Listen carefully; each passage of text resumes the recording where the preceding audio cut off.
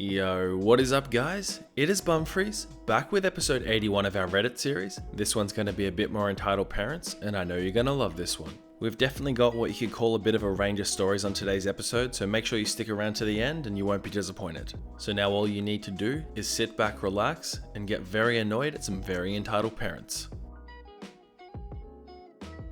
I was out to dinner with my boyfriend, his mother, his two sisters, and his grandmother. I've always had problems with his mother. I try to be respectful and polite as I can with her, and sometimes I just can't take it. Now, this isn't a story about me losing my cool with her. I never have, and hopefully never will, as I really want her to like me, even though I'm not up to her standards. But this is one of the many stories I have about her that really explains our relationship. So, my boyfriend and I had just gotten back from a movie, and I can't remember what it is now, but we had a good time. His mother was out with his siblings and his grandmother and wanted him to come out with them. Because I was with him, I went along. We went into the restaurant and she only talked to me if she was scolding me. I was trying to speak with his grandmother and get to know her since I'd never met her before, but she constantly interrupted and berated me as though I've intruded on something, even though she said it was okay that I come along. I also tried to speak with his younger siblings, but she constantly told them to be quiet and to eat, even though they were finished. Soon, it was time to leave, and my boyfriend had to drive me home because I didn't have a car at the time, and I couldn't drive yet. As a joke, I'd taken his keys to see if he would notice. I hadn't meant for the joke to go as far as it had. As we were walking out, he still hadn't noticed, so I held up his keys and made the joke that I was going to drive home. Everyone had laughed, except his mother. She got in my face and she took the keys away from me, shouting at me in the middle of this restaurant during dinner hour, so a bunch of people saw. She told me that she forbid me from driving his car and was lucky he wasn't going to get grounded because of me. Knowing her, he was. She also said that I was lucky I'd given up the keys when I did, even though she had snatched them from my hand and I had a cut from the keys to prove it, and that if she ever saw me driving his car or driving anywhere near him or their house, she would call the police. Night was ruined. She took the two little kids who were upset from the evening and his grandmother who had been upset from the event, and my boyfriend took me home. Usually, if we weren't driving on too busy of a road, he'd hold my hand for a bit while he drove one-handed. He's a good driver and does it when I'm not around too. He wouldn't even talk to me. We had to go the same way as his mother to get to my house, and he was too worried and too angry about her back there to even acknowledge me. Man, we're starting off the episode with an annoying parent already. Like, give the kid a break for a change, you know?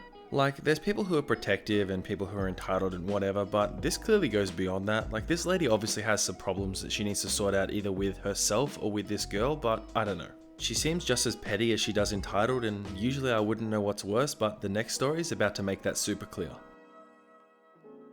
Before I get into this one, I do just want to say it is quite long and it involves some very, very horrible and neglectful parents who allow quite horrible things to happen to their kids. While that is the case, it does have a more positive ending where things are a little bit better, and I know you guys like the positive ending stories, but this is one of the worst cases of entitlement or horrible parenting that I've ever seen. So I'm currently in custody of my two little sisters, Amy who is 17 and Lisa who is 8. Not their real names for obvious reasons, and I'm a 29-year-old male and we live in Australia. I'm a potato, as that's what Lisa calls me. This is basically the story of how my family felt that they were entitled to both of my sisters' bodies, and I wouldn't stand for that. I would like to warn anyone who has faced abuse in the past, as parts of this story may trigger some people. And to anyone who has faced abuse in the past, I do feel deeply sorry for you. The main part of this story takes place about a year ago. I'd moved out 6 years ago at the time and moved to another state for work and study. I was honestly really slack with keeping contact with my family, which is probably why this went on for so long. When I do think back at the time before I moved out, I didn't treat Amy the best, and if I hadn't moved out and had so little contact with my family, I may have turned out just as entitled and as much of a horrible person. I came back to visit for my grandparents' birthday. After spending so long away, I spent the morning catching up with my aunts, uncles, cousins, my parents, and of course, Lisa. Now, this was actually the first time that I'd really realized the oddities of my family.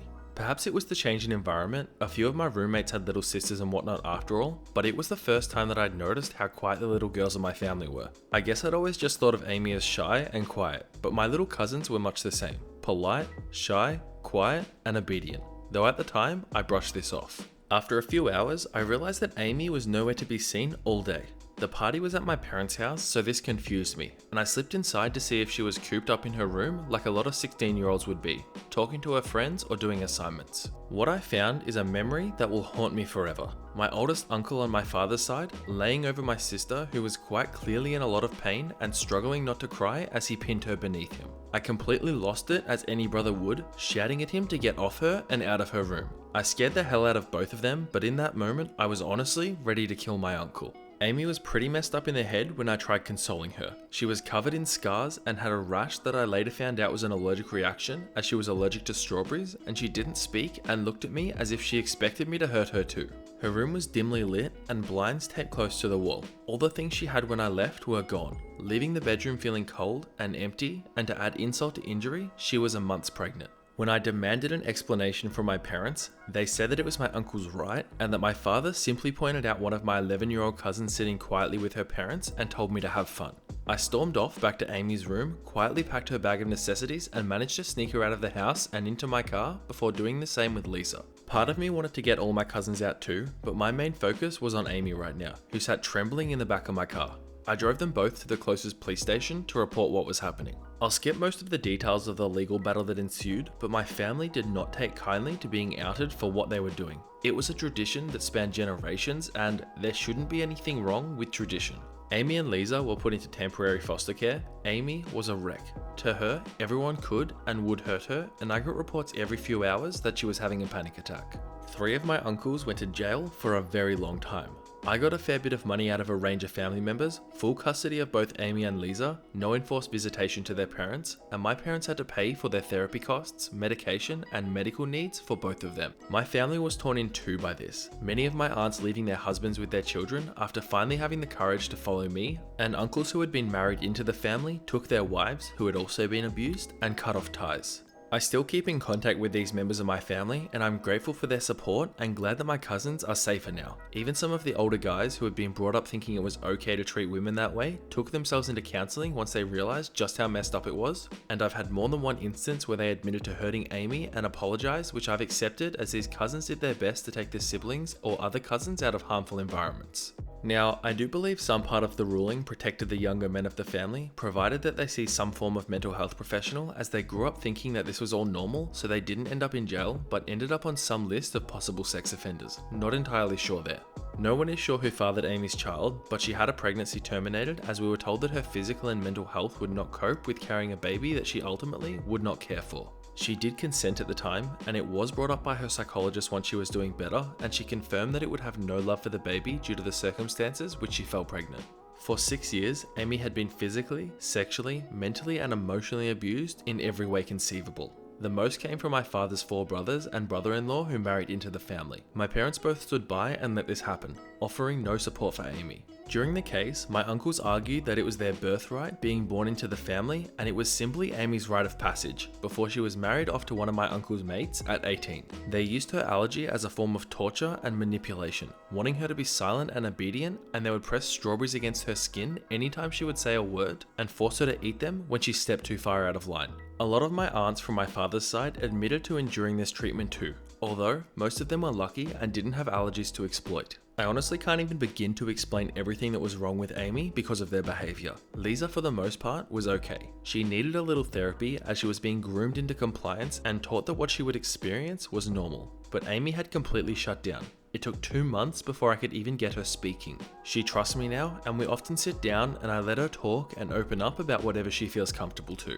Her stories often have me struggling to hold back tears while I comfort her. I did get Amy a service dog for a few months, tailored towards the emotional support she needed on a regular basis. LAKEY Split, honestly, is the goodest of good doggos. She knows exactly what she needed and is a massive help when it comes to calming Amy's anxiety, especially in public. We've had more than one encounter with unrelated entitled parents thinking that they or their kid deserves her dog more than her. But anyone who does think that can honestly fight me. No one deserves her dog more than her. On one occasion, one of my aunts, whose husband went to jail, tried talking to LAKEY Split because their money paid for her. I told her that if she ever comes near my property again, I would call the police, as there was a restraining order against her towards both my sisters. Later she came back and tried to poison Lickety Split with tainted meat, but one of my lovely neighbours caught her and chased her off. Police were called and she's now in jail too, after having to pay a fine and some money to me because at this point, I'm pretty well acquainted in the legal system and sued her. My family still tried to get my sisters out of my care, reporting me for everything from animal abuse to drug trafficking. They planted drugs in an identical stuffed toy to Amy's comfort toy to leave in the yard. But Amy would never do that, so I knew something was up immediately. Home security systems work wonders. I've actually become pretty chummy with the local police officers who have to inspect their claims, but they know that I'd never do anything to endanger my custody over the girls. They mean the world to me. I will admit though, I have done things to hurt my bond with them, yelling when stressed and throwing things from time to time, but I'm not perfect and Amy has told me that although these moments do scare her, she doesn't feel endangered being near me when they happen. I also spoil them a little bit when they do happen.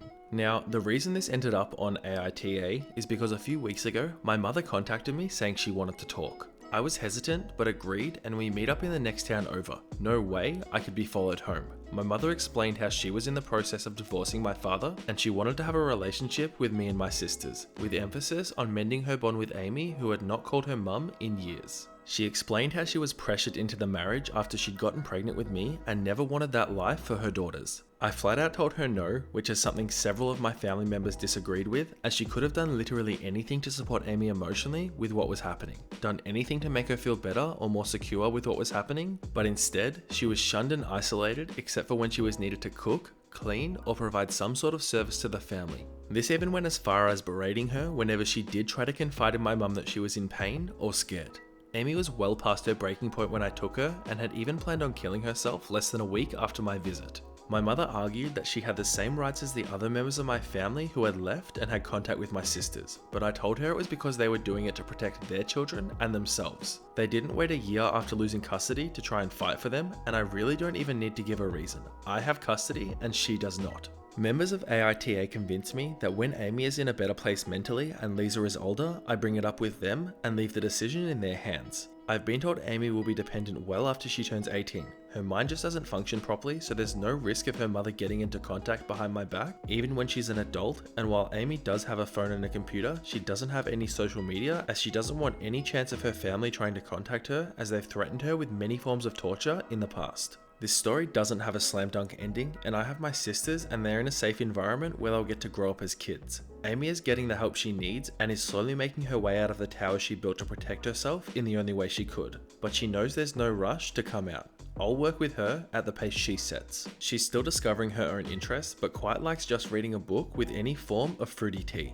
She also has a small collection of stuffed animals, mostly Build-A-Bear, that she adores and takes one with her everywhere. She's sensitive to texture, so the feeling is a comfort for her. And once a week, we sit down to try and find older bears that she likes, and honestly, I've loved helping Amy discover herself as she lost her ability to think and feel for herself during this time, and watching her find her favorite book genre or her favorite type of music is a great feeling. Knowing how far she's come, and I live for the day that she actually manages a smile. You know, usually I would focus on the entitled parents in these stories and talk to how bad they are, and I think in this case, it's pretty obvious how bad this, I suppose, parenting is, and just the whole general family vibe where this was going on well beyond just her parents. I'll be completely honest, a story like this, it does kind of upset me a little bit, you know, it's horrible to think that someone's entitlement has allowed this to happen, and this is the extent that entitled parents really can be sometimes, and it really sucks to know that. What I do want to say is though, and I don't know if you'll ever watch this video, but to the brother, I just want to say that you are an amazing person for what you've done for your sisters. It probably goes so unnoticed in your family because obviously there's quite a few issues that are going on there, but the fact that you took them in, did the right thing by them, and finally put a stop to all of these messed up things that were going on in the family, I'm sure that's going to make massive changes in the future, and you really are an amazing person. I hope things continue to get better. I know you're saying they get better, but again, I hope they continue in that trend, and I really hope we don't come across any more entitled parents that are this bad again. Alright everyone, that is that for today's episode of Entitled Parents. I just want to start off by saying thank you so much for watching, and I hope you enjoyed the video. I'm just going to take a second to plug a couple of my social medias, including our Discord server. I do have a Twitter and an Instagram if you want to follow me on both of those. They are both at Bumfris, and feel free to send me a message and I'll do my best to respond. I also just want to take a second to say thank you so much for all the love lately, all of the comments, the likes, the subscribers, just the fact that you guys tune in and watch my videos every day. It really does make my day. Every single one of community is the backbone of this channel, and I really cannot express how much I appreciate that. Without you guys, this channel would be nothing, and I love making these videos for you guys, and I love the fact that you enjoy them. So on that note, I will wrap things up for today's episode of Entitled Parents. I just want to take a second again to say thank you so much for watching. I hope you're all having a fantastic day, and I'll see you all in the next episode of Entitled Parents. Bye.